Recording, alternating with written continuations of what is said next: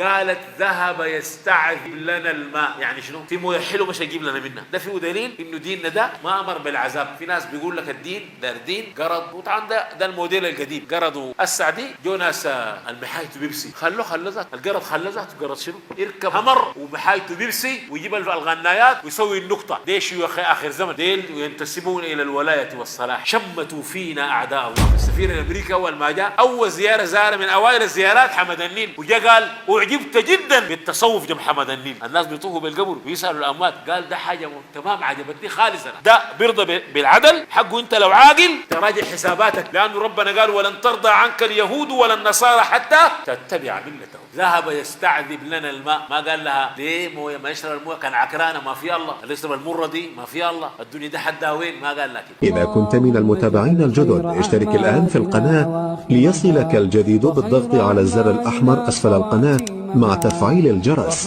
ولا تنسوا دعم المقطع بلايك.